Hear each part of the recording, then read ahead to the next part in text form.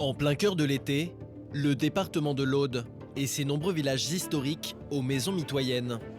Une attraction pour les touristes, mais un piège pour les pompiers. Ici, le moindre feu d'habitation risque de se généraliser. Et justement, il est 11h30. Un incendie vient d'être signalé à la caserne de Carcassonne.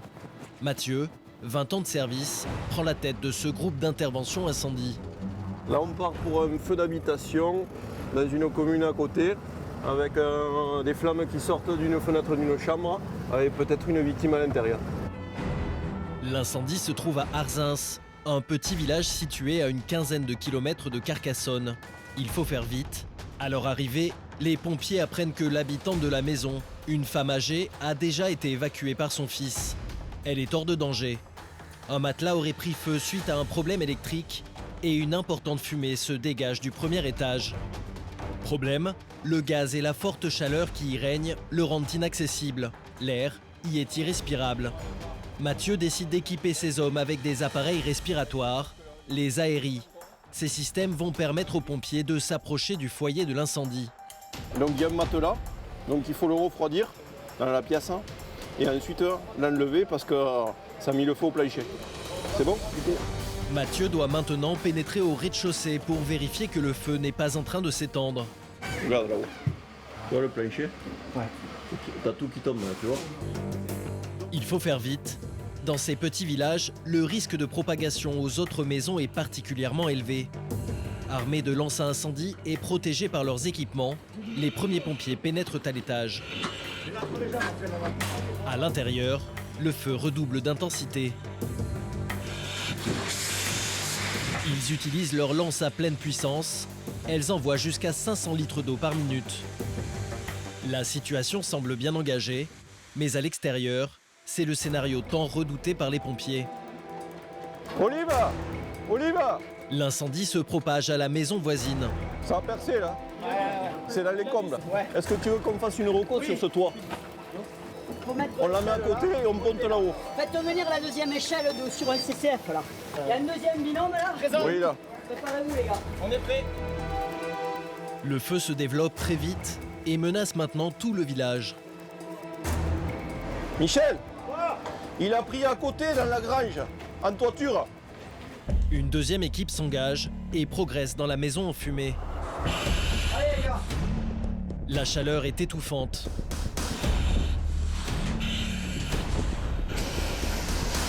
Mais dans ces vieilles charpentes, difficile d'arrêter l'incendie.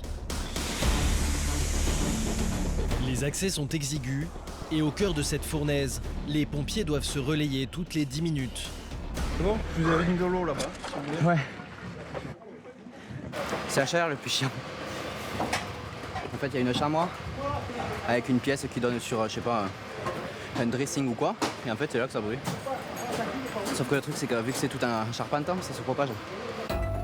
Pour contenir le feu, les pompiers décident de l'encercler par les habitations alentours. Là ça fume, hein? Ouais. J'ai fait mettre une autre lance là. Bon, dès tu les faites gaffe de ne pas passer à travers. Il y a une autre lance à Ouais, ce ouais. niveau parce que ça va repartir sinon. Mais là-haut déjà on a fait une reconnaissance. Et ensuite on a détuilé une partie du toit pour localiser la propagation du feu. Et donc là actuellement il y a un binôme qui détuile pour que l'action de l'eau soit plus efficace. La propagation du feu est insidieuse. Mathieu le sait et décide d'aller contrôler les autres habitations alentours à l'aide d'une caméra thermique. Donc dans l'angle là il y a 90 degrés. Donc il y a un fort risque de propagation au niveau de la poutre maîtresse et de la toiture. Et là il n'y a qu'une chose, c'est d'étuiler et enlever tout ce qui se consume en périphérie et bien le noyer afin qu'on ne revienne pas dans 1 heure ou dans 2 heures ou dans la nuit. Grâce aux efforts conjugués des différentes équipes, le feu est maintenant maîtrisé. Mais Mathieu veut éviter tout risque de reprise. Hé Lajmi, jette tout par la fenêtre, on va l'évacuer là. C'est l'opération Grand Nettoyage. Ça, tout ça là, il faut le jeter. Tout ça là, il faut le jeter. Tous ces capriers, ouais. Allez, on vide. Si jamais c'est une reprise ou quoi. Et le fameux matelas à l'origine de l'incendie, Y a personne dessous. Va jeter un matelas. terminera sa carrière dans une déchetterie. Attention! Il aura fallu presque 2 heures aux pompiers pour venir à bout de ce feu d'habitation. Les dégâts sont impressionnants. Le premier étage de la maison est ravagé. Mais l'incendie ne s'est pas propagé dans le village. Pour Mathieu, ce succès repose sur la cohésion des équipes et le sang-froid des hommes. Mais le fait d'être calme, on est lucide et ça permet d'analyser dans les meilleures conditions de la situation et pour diriger les équipes derrière. C'est grâce à ça qu'on gagne la guerre à chaque fois. Une bataille de gagner, mais la guerre des pompiers contre le feu est loin d'être terminée. Pendant tout l'été, nous avons suivi les pompiers de la caserne de Carcassonne dans l'Aude. Une ville surplombée par sa cité médiévale fortifiée. Un monument classé au patrimoine mondial de l'UNESCO qui attire jusqu'à 4000 visiteurs par jour. Pendant la saison estivale, la ville et sa région connaissent une forte affluence. Mais ce que les touristes ne savent pas, c'est que l'été, le secteur devient très accidentogène. On a 2 impliqués, un à chaque voiture. En 2018, le nombre de morts sur les routes de l'Aude était en forte hausse, 32 contre seulement 23 en 2017. Vous allez croiser les mains sur le ventre, s'il vous plaît. Mais les pompiers doivent affronter une autre menace pendant l'été. La sécheresse, les fortes chaleurs et les vents violents placent leur secteur en risque incendie maximum. Feux de forêt, secours à la personne ou accident de la route, pendant toute la période estivale, les hommes du feu seront sous pression. À 29 ans, Caroline est sapeur-pompier professionnel depuis 8 ans. Attention pour lever. La jeune femme va prendre la tête de l'équipage d'un fourgon incendie pour la première fois. Ah, ça arrive. Ça y est, ça arrive, il a tourné. Un baptême du feu Allez les gars, allez! qui va la mettre à rude épreuve. Avance! Les équipes de Carcassonne comptent également dans leur rang des infirmiers sapeurs-pompiers volontaires. Cécile est engagée depuis 20 ans aux côtés des hommes du feu. Monsieur, enlevez la main s'il vous plaît. Face à l'urgence, elle va devoir mobiliser tout son sang-froid sur un accident grave. Mais comment ça, j'ai eu un accident? Vous avez oublié un petit peu ce qui s'est passé de l'accident. Non. Vous allez nous laisser faire. Allez, venez, dépêchez-vous. Mathieu, le spécialiste incendie, va affronter une situation hors norme. C'est un bâtiment à structure métallique. On a des difficultés, on ne peut pas pénétrer pour la sécurité du personnel. Il y a beaucoup de moyens hydrauliques au sol pour éviter la propagation au bâtiment à côté. Face au risque incendie, toute son expérience sera nécessaire pour remporter la bataille contre le feu. L'échelle, tu te mets là, tu dresses avec le canon. D'accord. Pendant 2 mois, nous avons suivi jour et nuit le quotidien de ces hommes et femmes au dévouement exceptionnel. Pompier, j'écoute.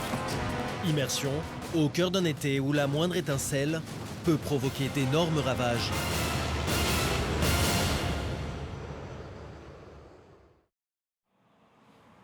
À la caserne de Carcassonne, une alerte vient d'être déclenchée. Un choc frontal entre 2 voitures est signalé sur une départementale à quelques kilomètres de la ville. Une ambulance et un véhicule de secours routier sont immédiatement dépêchés sur place. Dans l'ambulance, Stéphane et Caroline seront parmi les premiers sur les lieux. On connaît le lieu, en fait, c'est une portion de route qui est très accidentogène. Et ces derniers mois, on a fait plusieurs accidents graves. Donc on sait que potentiellement, il va y avoir des victimes qui vont être atteintes gravement. Du fait de la vitesse, parce que c'est une portion de route où ça roule relativement vite. Voilà. Après, on n'a pas d'autres notions. À leur arrivée, ils découvrent 2 véhicules complètement défoncés par le choc. Il faut faire vite. Le conducteur de la voiture blanche aurait perdu le contrôle de son véhicule et percuté frontalement cette autre voiture. À l'intérieur, une jeune femme de 36 ans. On a 2 impliqués, un à chaque voiture. Ouais. Donc avec la personne la moins... l'urgence relative, elle a un trauma au pied avec des formations.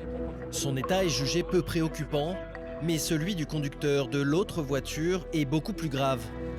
L'homme, âgé d'une 50aine d'années, se plaint de fortes douleurs aux jambes et au dos.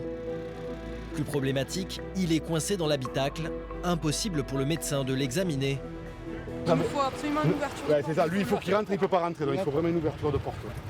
Les pompiers doivent trouver un moyen d'accéder à la victime au plus vite. Est-ce que tu peux nous péter la vitre de l'autre côté? Après un choc d'une telle violence, la colonne vertébrale de cet homme est peut-être atteinte. Pour Caroline, l'urgence est de maintenir la tête du conducteur toujours conscient et de le rassurer. Donc monsieur, je vous explique ce qui va se passer. Donc vous n'êtes pas incarcéré dans votre véhicule, mais vous êtes coincé parce qu'on ne peut pas ouvrir les portes sur le côté. Donc là, les bruits que vous entendez, on va ouvrir la porte avec une cisaille. Pour ouvrir la porte, les pompiers vont devoir utiliser une pince hydraulique, un écarteur particulièrement puissant. Avec ce type d'engin, l'opération ne prend que quelques secondes. Il faut maintenant préparer l'évacuation du conducteur. L'enjeu de cette étape est d'éviter à tout prix des mouvements qui aggraveraient les blessures de cet homme. Tu veux que je te prépare quoi comme matos? On propose ACT et après on fait rotation et plein de trucs. Allez. L'ACT, c'est l'attelle cervico-thoracique dans le langage des pompiers. Elle est utilisée dans les cas les plus graves, ceux où l'on suspecte une atteinte au cervical ou à la colonne vertébrale. Des lésions qui peuvent entraîner des paralysies plus ou moins complètes. Mais il faut faire vite, car cet homme présente de nouveaux signes inquiétants. Monsieur, ouvrez les yeux s'il vous plaît. La victime est épuisée et commence à s'endormir, le signe d'un potentiel traumatisme crânien. Les pompiers essayent de le stimuler au maximum avant sa sortie du véhicule. Garder le conducteur éveillé est essentiel pour surveiller son état. Ne vous endormez pas monsieur. Hein, écoutez-nous, on est bientôt sorti de la voiture. Vous allez nous aider monsieur. Vous allez croiser les mains sur le ventre s'il vous plaît. Allez-y, mettez vos mains comme ça sur le ventre, très bien. Ce sont Stéphane et Caroline qui coordonnent cette manœuvre délicate. Pas moins de 7 pompiers y participent. Gardez les mains sur le ventre. Attention la jambe de ton côté. Ouais, Attention c'est bon. à cette jambe. Allez, parfait. Parfait, super les gars. Allez, Suivre. et on fait suivre. Allons. Ça va monsieur? C'est bon, vous êtes dehors. Vous êtes sortis de la voiture. Attention pour lever. Voilà, c'est bon. Il faut maintenant l'emmener au plus vite à l'hôpital. Donc ça a tapé très fort, comme vous avez pu le voir dans les images. Et on a eu de la chance. On a une personne qui est stabilisée. Et là, on a aussi une autre personne, moindre blessée moindre. Par contre, pareil, elle a quelques dermabrasions, quelques contusions. Donc, comme il y a un médecin sur les lieux, on va en profiter et on va partir en convoi, les 2 ambulances au niveau du CH. S'il y a un problème sur les 2 victimes, il pourra s'arrêter. En raison de la gravité de l'accident, la gendarmerie va même ouvrir la route jusqu'à l'hôpital. Pour Caroline et Stéphane, l'opération est un succès. Leurs précautions se sont avérées extrêmement utiles. Après examen, les médecins ont décelé qu'une des vertèbres cervicales du conducteur était cassée. Sans l'usage préventif de la fameuse attelle cervico-thoracique, il aurait pu perdre l'usage de ses jambes. Mais pendant l'été, les pompiers ont une autre préoccupation, la sécurité des milliers de touristes qui affluent dans la région. À la cité médiévale, les ruelles sont pleines de monde. Un atout pour l'économie locale et un défi supplémentaire pour les pompiers. Chaque jour, ils doivent faire face à une avalanche de petits bobos et d'accidents. Il est 14h30, une ambulance est envoyée en urgence à la forteresse. Un bébé de 8 mois, trauma à la tête suite à une chute. Comme c'est un enfant, il est tombé sur la tête, ça peut être très grave. Donc on va se dépêcher. Allez, c'est parti. À 47 ans, Lachmi est un des anciens de la caserne. Il sait qu'il ne faut pas perdre de temps sur ce type d'intervention. L'enfant a été pris en charge par une première équipe en ronde dans la citadelle. Il a chuté d'à peine 1 mètre, mais à cet âge, il faut prendre toutes les précautions. Est-ce qu'elle a pleuré? Oui. elle a D'accord, elle a pleuré. Très bien. Par contre, moi je vous propose, c'est de l'amener à l'hôpital. On va vous l'amener à l'hôpital. Il y a un hématome quand même. L'enfant présente des signes rassurants, mais Lachmi veut lever tous les doutes possibles. Avant 24 mois, les os du crâne des enfants ne sont pas encore solidifiés. Le moindre choc peut avoir de graves conséquences. Problème, cette famille espagnole ne réalise pas le risque encouru. Ouais, on ne peut pas le laisser partir comme ça.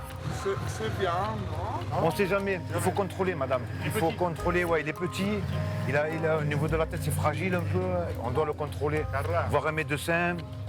Vaut mieux qu'il aille voir un médecin, comme ça vous soyez tranquille. S'il n'y a pas quelque chose, on ne sait jamais. Comme il y a un petit trauma crânien quand même. Avec douceur et fermeté, Lachmi parvient finalement à convaincre la mère de l'enfant de l'emmener à l'hôpital. Maintenant, là, il se présente bien, mais peut-être dans la journée, ça risque peut-être de s'aggraver, qu'il soit pris de vomissements. Par précaution, il vaut mieux qu'il soit vu par un médecin. Les pompiers doivent mesurer au plus vite les constantes vitales de cet enfant. Un petit bonhomme. Il faudrait bien lever le gilet pour qu'on puisse lui prendre une tension. Une tâche ardue sur un nouveau-né. Ça va être dur pour la SAT. La tension, oui. Il y en a une à 85. De SAT. Ouais, Il fait que se l'enlever. c'est moins de 87. Oui, c'est très délicat parce que comme ça parle pas un bébé, ça bouge beaucoup. Pour prendre des paramètres, c'est pas évident. Comme il y a une notion de trauma crânien avec un hématome, faudrait pas que ça s'aggrave dans la journée. Allez, je te débarrasse le soir.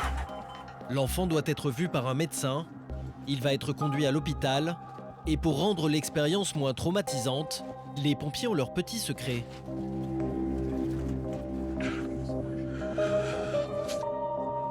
Après auscultation, l'enfant sera jugé hors de danger et pourra quitter l'hôpital dans la journée. Mais dans les chutes de nourrissons, la vigilance est de rigueur. Les traumatismes crâniens sont une des premières causes d'invalidité infantile en France. Pendant ce temps-là, le grand tournoi de chevalerie qui anime la cité bat son plein. Chaque jour, il mobilise une vingtaine de cascadeurs et cavaliers pour un combat spectaculaire. Problème, un accident vient de se produire. Et cette fois, c'est Julie, 28 ans, qui va entrer dans l'arène. Un jeune homme, chute de cheval, traumatisme à l'épaule gauche avec déformation. Peut-être une luxation.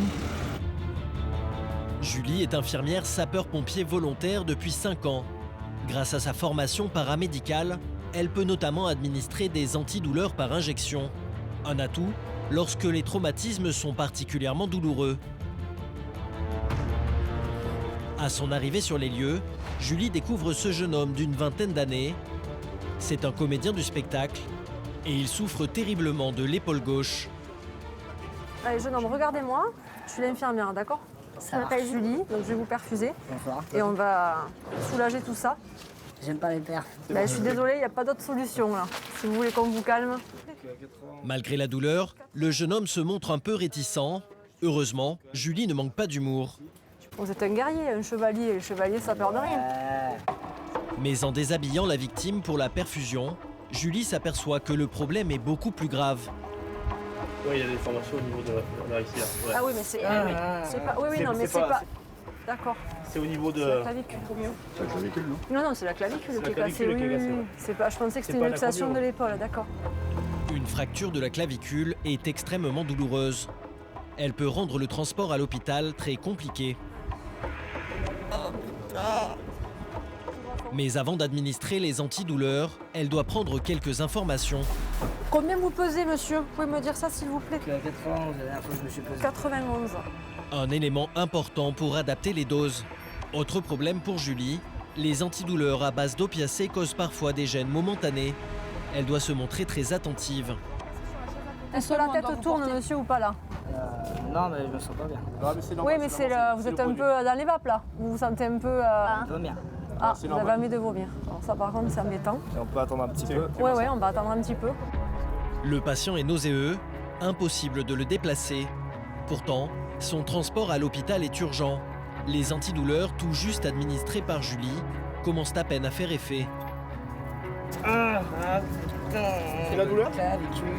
Soulagé, le patient se montre plus coopérant. Bon alors attendez, faites gaffe au poignet. Là, le problème. Non, mais tenez-vous le bras si ça vous soulage, monsieur.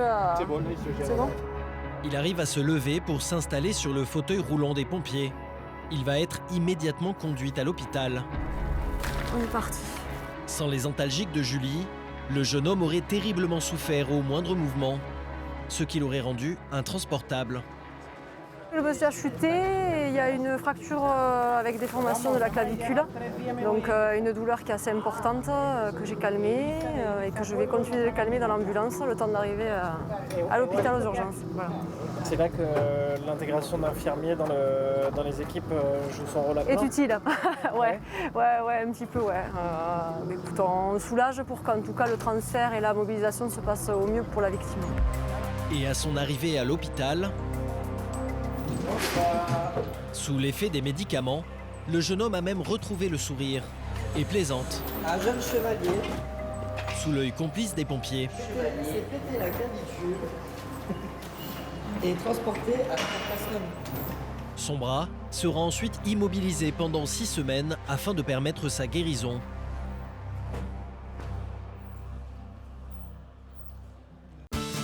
Après une bonne journée de travail et la revue des effectifs du soir, à la caserne, on s'active dans les cuisines.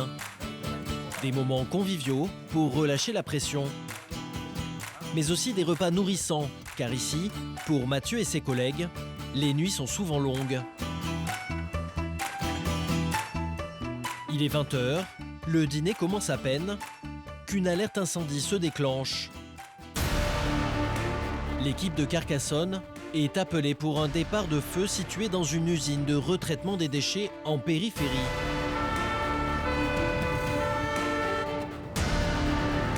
Sur le trajet, les pompiers découvrent d'épaisses fumées noires à l'horizon. Et leur crainte se confirme en approchant du bâtiment. Je confirme, c'est de bâtiment industriel, madame. Je confirme, le chef de groupe et je monte en puissance rapide.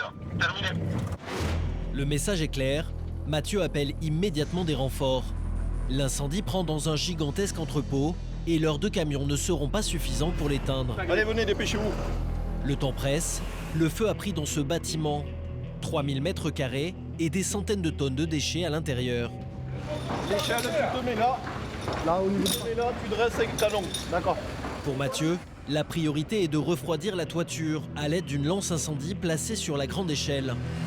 La structure du bâtiment n'est pas endommagée, mais il faut éviter son effondrement. Thierry est un spécialiste des feux urbains. Il vient en renfort pour prendre le commandement de cette opération compliquée. Il se lance aussitôt dans un tour de reconnaissance. Donc actuellement, le feu est cantonné dans l'autre partie du bâtiment. C'est un bâtiment qui fait à peu près 3000 m². Et c'est là où est jeté en vrac tout ce qui est ordures ménagères. Le problème, c'est que les gens peuvent tout jeter, il n'y a pas de tri qui a été fait. Donc normalement, il n'y a que des ordures ordinaires, mais on peut retrouver des bouteilles de gaz, on peut retrouver tout ce que peuvent jeter les gens. Ah, donc c'est assez dangereux. Il faut toujours garder un peu de recul.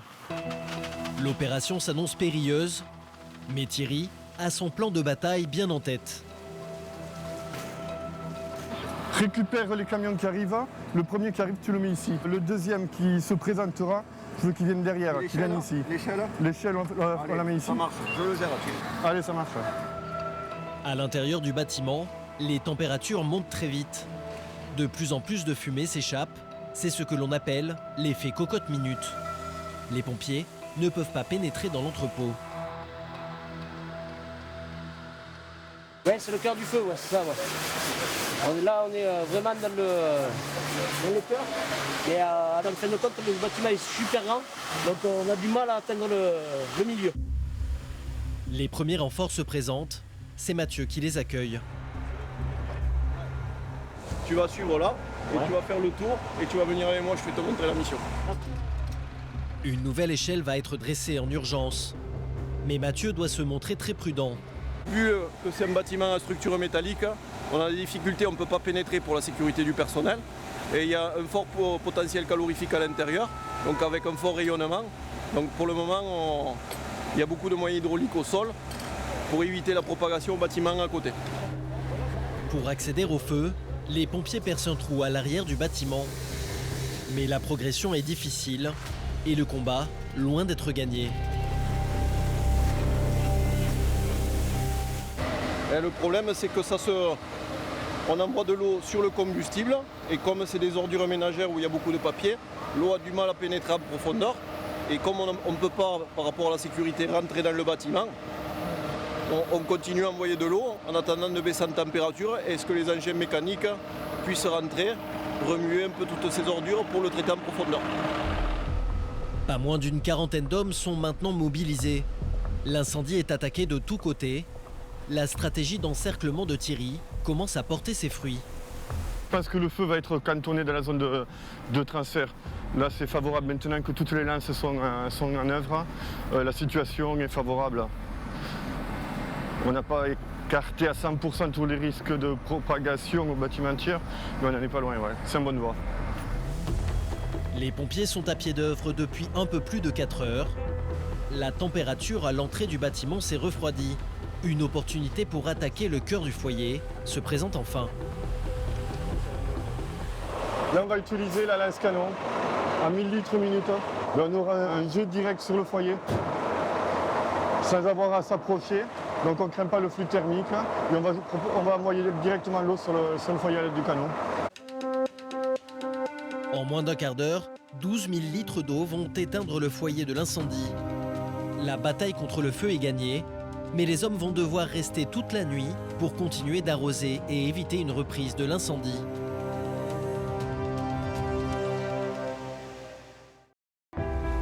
Le lendemain matin, il est 7h30.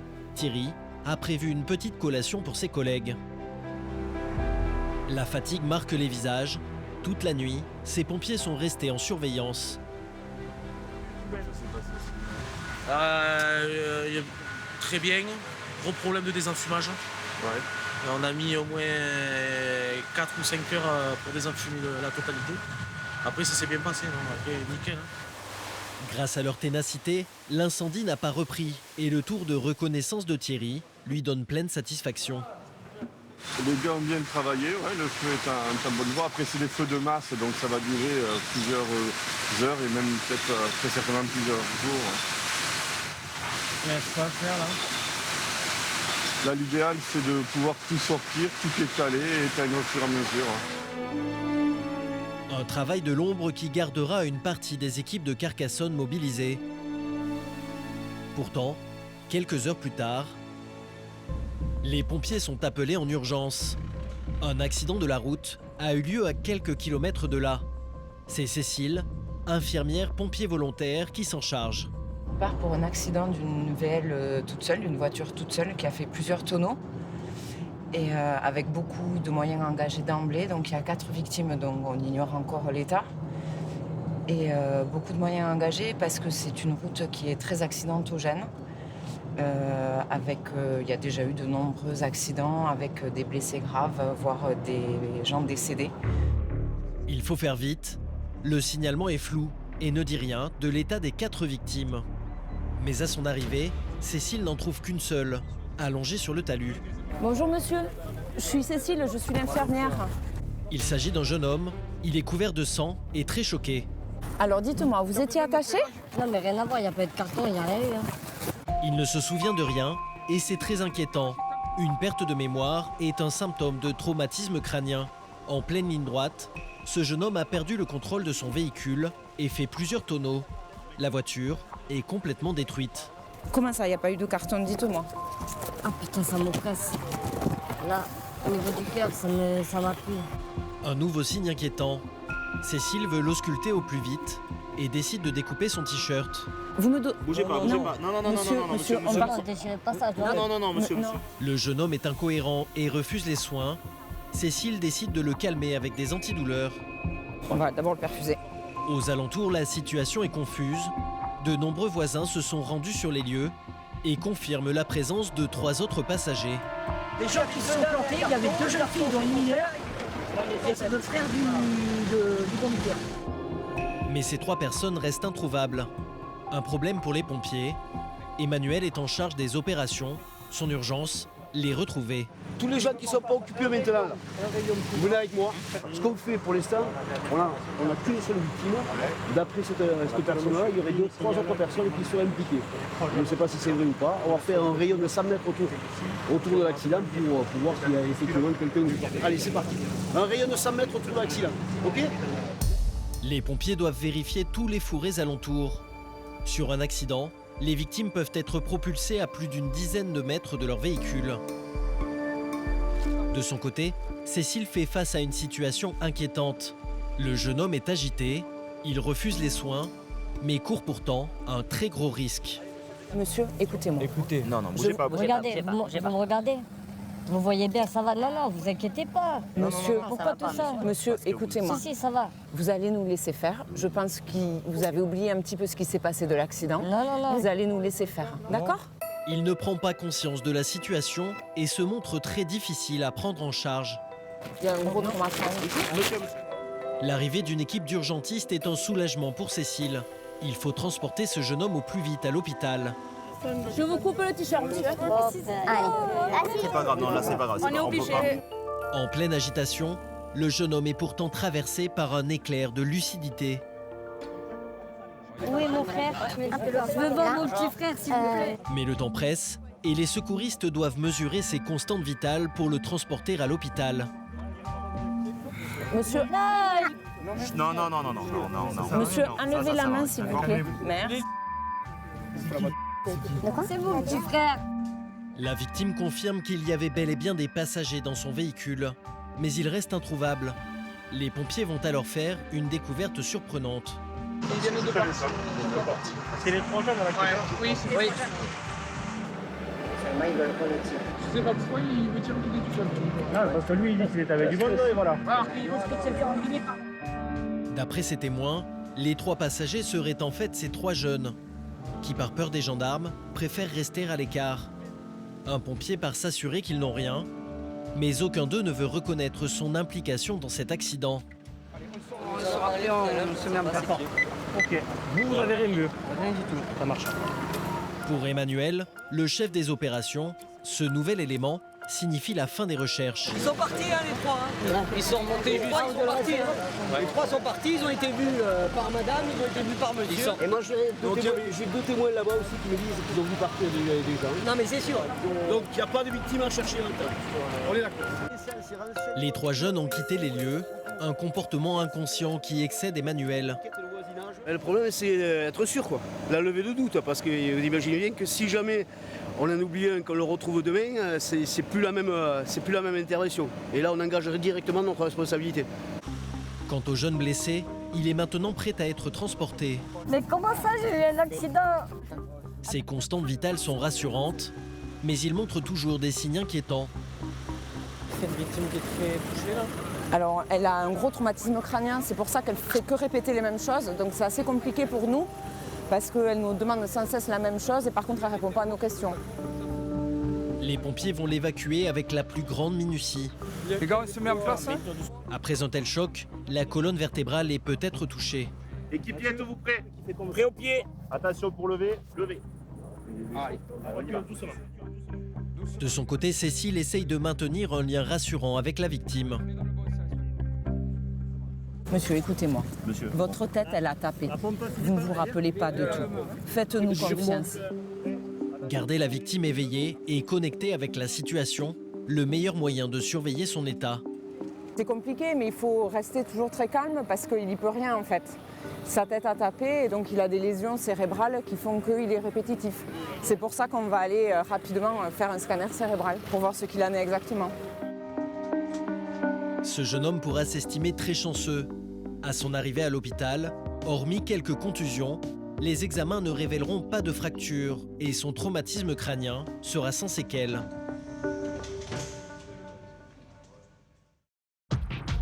Mais en plein cœur de l'été, outre l'afflux touristique, un autre problème mobilise particulièrement les pompiers. La région de Carcassonne fait en effet face à un important risque incendie. Avec 40 degrés et des pluies quasiment nulles, l'Aude est en état d'alerte maximale. Vent violent et forte chaleur, un cocktail explosif. En quelques heures, des dizaines d'hectares peuvent partir en fumée. Alors, les pompiers sont en alerte maximale. Allez, c'est parti. Chaque matin, ces hommes spécialisés dans la prévention des risques incendies se retrouvent pour une réunion de crise. Hier, on avait des gros à moins de 20%, les températures sont montées à 34. Voilà, donc on a un assèchement de surface. Une nuit qui a été quand même assez sèche aussi, puisqu'elle a été ventée avec peu de rosée. Et aujourd'hui, un vent soutenu, donc les risques de propagation qui sont quand même significatifs. Les pompiers sont inquiets. Ils mettent en place un dispositif d'envergure. Bon, là, on a donc le dispatching des CCF sur le département. Donc on voit qu'aujourd'hui, avec 17 CCF, on arrive quand même à couvrir une belle partie du territoire. Les CCF, les camions-citernes feux de forêt. Ils seront les premiers à intervenir. Malgré leurs efforts, depuis le début de l'été, plus de 400 hectares sont partis en fumée dans la région. Mais le combat n'est pas terminé. Et justement, il est 11h30, un départ incendie est signalé. Joël et Caroline prennent le départ à bord d'un camion-citerne feu de forêt. Il contient 12 000 litres d'eau. C'est le plus gros engin de la caserne. On part pour un feu de broussailles sur le secteur de Trèbes. Le secteur de Trèbes, c'est notre secteur de second appel en fait. Ça veut dire qu'il y a déjà des moyens sur les lieux qui demandent une montée en puissance. Pour eux, la situation elle est défavorable parce que le feu a sauté un chemin en fait, donc ils ont stoppé une partie, un flanc, mais il y a un flanc qui est en propagation libre. D'ailleurs, on voit le panache de fumée là-bas. À 29 ans, Caroline est pompier professionnelle depuis 8 ans. Aujourd'hui, elle prend pour la première fois la tête d'un camion incendie. Elle va se retrouver en première ligne. Elle vient défendre les maisons du lotissement qui se trouve à proximité du feu. Là, t'as les gendarmes qui tournent, il faut évacuer le quartier.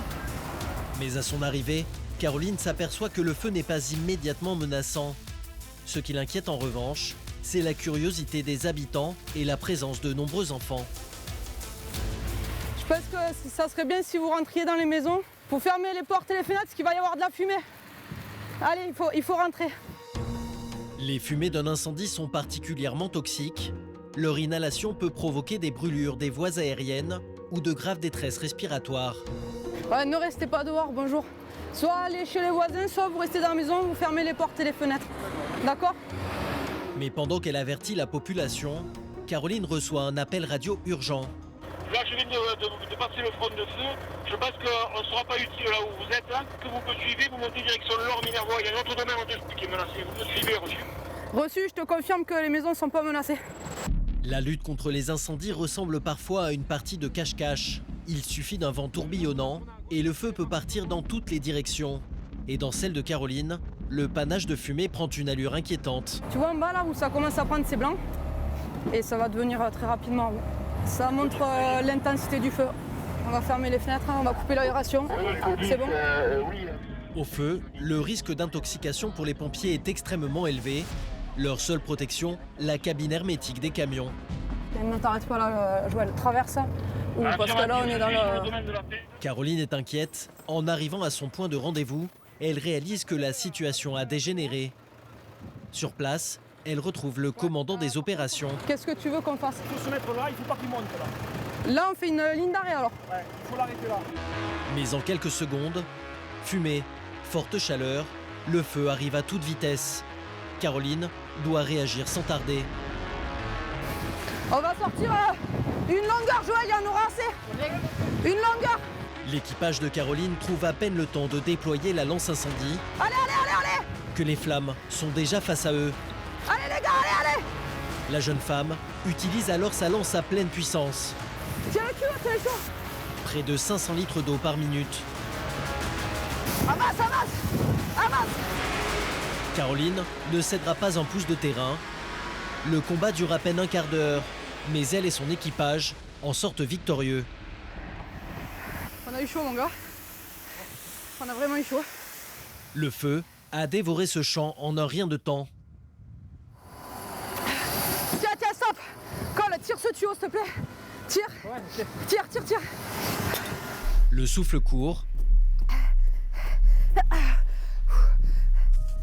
Caroline emmène son équipe refroidir les bordures de l'incendie. Écoute, on va mouiller là, on va éviter la reprise. Problème, s'ils ont réussi à arrêter le feu sur leur secteur, les flammes ont bondi au-dessus de la route en contrebas. L'équipe doit revenir au camion au pas de course. Ah, on est mort là, ouais. C'est difficile. Mais malgré la fatigue, le combat continue. Colle, on déroule tout ce qu'on a, on va essayer de taper là. La proximité de cette haie de cyprès est préoccupante. S'ils s'embrasent, pompiers et camions seront vulnérables. Écoute, Joël, on va essayer de protéger le camion, parce qu'on va prendre une saucée de nous. Hein. Caroline décide alors de réunir ses deux équipiers les moins expérimentés. 2 jeunes volontaires pour les préparer au pire. Les gars, le feu il nous arrive dessus. Ouais. Si le feu il prend ça là, ça va chauffer très fort. Ouais. Mais on va pas brûler, nous, je pense pas. Donc si ça arrive, tout le monde dans le camion. Ok, tous dans le camion. Tous dans le camion. Dans les cas les plus graves, lorsque les pompiers sont pris au piège du feu, la cabine hermétiquement fermée devient leur seul refuge. Mais alors que le feu s'approche, Joël vient de repérer quelque chose. Il y a du monde là-bas ? Il y a du monde ? Des voisins, surpris par le feu, sont venus profiter du spectacle. Mais Caroline ne l'entend pas de cette oreille. Monsieur, vous avez fermé toutes les portes, les fenêtres. C'est un nouveau problème. Parce que là, nous, on pourra rien pour vous. Parce que ça, on n'est plus qu'un camion là. Si le vent tourne, ça vient ici. Après, vous avez un moyen d'issue de l'autre côté? Ok. Donc vous fermez tout, portes, volets, fenêtres, et vous partez sans tarder, s'il vous plaît. Mais les incendies provoquent parfois des comportements inconscients. Écoute, ouais, c'est quoi? On va venir ici. Est-ce qu'ils partiront pas?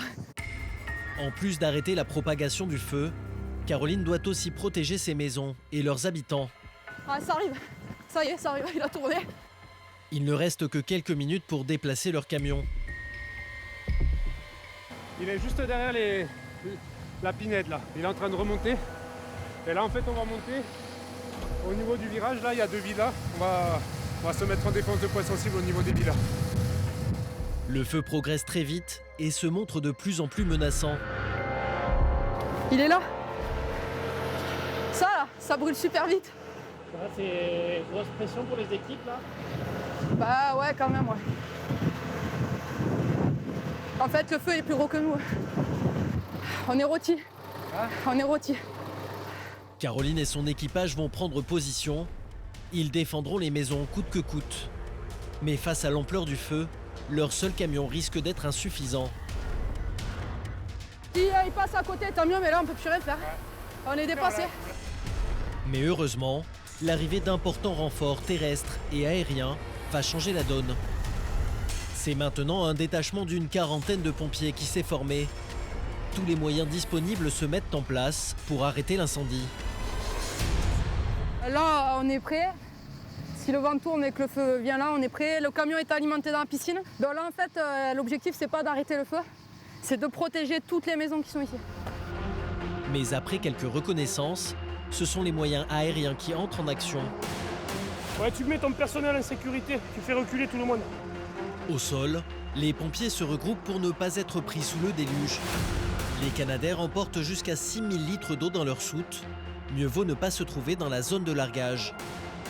Le personnel est en sécurité pour les autorisations de largage. Si tu as des pélicans sur zone, ils ont l'autorisation de largage.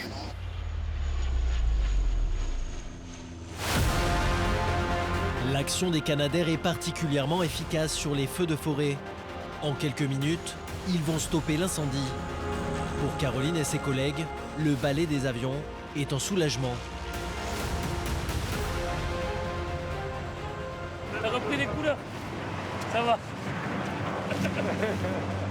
T'as bien géré. Pourquoi j'étais blanche? Oui, quand on est arrivé, bah... je me souviens, elle est pas bien. J'en pouvais plus, j'étais mort. Ben, on aurait continué. Grâce à l'action combinée des forces terrestres et aériennes, les pompiers ont réussi à protéger in extremis les habitations des villages alentours. Soulagés, certains habitants viennent manifester leur gratitude. Les champions, c'est eux, hein, c'est pas moi. Ils ont fait un travail merveilleux et remarquable. Donc on les encourage et on est tout auprès d'eux. Voilà. Vous êtes inquiété? Beaucoup, beaucoup, parce qu'on a eu quand même beaucoup d'odeurs, de fumée et quand même assez soutenu. Et en fait, on se posait quand même les questions de savoir, bon, déjà l'apport des pompiers était sécurisant et quand on a vu arriver les Canadair, nous étions complètement ravis. Au total, ce sont 60 hectares de forêt et de champs qui auront brûlé ce jour-là. Il reste maintenant une longue nuit de travail pour refroidir les braises et éviter tout nouveau départ de feu. Mais pour Caroline, cette première journée en tant que chef d'équipe s'achève et elle aura été chargée en émotions. Il y en a eu de l'inquiétude. Mais bon. Il y a eu de l'inquiétude pour les gens. On a eu des civils qui se sont présentés sur le feu, mais ils ne se rendent pas compte des dangers. On a eu de l'inquiétude pour les biens, les maisons qu'on devait protéger. Et après, un petit peu d'inquiétude pour nous aussi quand même. C'est important de rentrer tous ensemble. Ah bah, c'est plus qu'important, ça c'est primordial. C'est ce qui passe au-dessus de tout là. C'est l'équipage. Chaque année, plusieurs pompiers meurent pourtant dans l'accomplissement de leur mission. Et quelques semaines après cet incendie, un pilote de bombardier d'eau est tragiquement décédé dans le crash de son avion dans le Gard.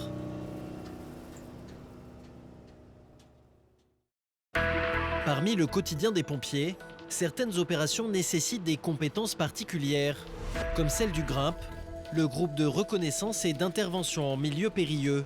Ces pompiers spécialisés sont appelés lorsque l'accès aux victimes est particulièrement compliqué. Caroline a intégré cette unité il y a 10 ans. On part sur la commune de Montréal pour un homme qui est bloqué au niveau du dos et qui ne peut plus sortir de sa maison seul. La victime est située au premier étage de cette maison. Le GRIMP a été appelé car elle est jugée intransportable avec des moyens traditionnels. Il s'agit d'un homme d'une quarantaine d'années. Il est atteint de multiples hernies, une grave maladie du dos. Il souffre énormément et ne peut plus bouger. Une aggravation de ses blessures pourrait l'aliter pendant des mois. Il faut l'emmener d'urgence à l'hôpital. Pour le soulager, un infirmier sapeur-pompier lui administre des antidouleurs. Mais le temps presse. Ouais, le problème c'est que là j'arrive au niveau des doses maximum. Donc je vous en garde un petit peu pour le moment où il va falloir vous mobiliser. Mais je ne pourrais pas faire beaucoup plus que ce que vous avez là. Le GRIMP a été appelé car l'escalier de la maison est trop étroit pour permettre de brancarder l'homme en douceur. C'est Nicolas, le chef de l'unité sur le secteur, qui va diriger la manœuvre. Donc actuellement on a un monsieur qui fait environ 90 kg, qui présente des douleurs dorsales importantes avec antécédents d'hernie. Et l'objectif étant de l'évacuer par l'extérieur parce que les escaliers sont une grosse contrainte pour la prise en charge de cette personne. Nicolas et son équipe doivent créer tout un dispositif de treuillage en moins de 10 minutes. Et sur ce type d'intervention, la coordination ne s'improvise pas. Donc au moyen de sangles et de protection pour les encadrements de portes, on va venir mettre notre poulie double en point haut. Et après on va utiliser le VIMP en point fixe pour venir mettre en place le dispositif. Ok, c'est bon? Allez. Baudrier, corde d'escalade et planche coquille, l'équipe du GRIMP déploie son matériel avec précaution. À l'étage, l'homme est toujours immobile, mais ses souffrances augmentent. L'infirmier lui administre une dernière dose d'antidouleur. Mais cette fois, c'est vous qui le tenez, le masque? D'accord. Les pompiers vont l'immobiliser à l'aide d'une attelle pneumatique afin de limiter ses mouvements au maximum pendant le treuillage.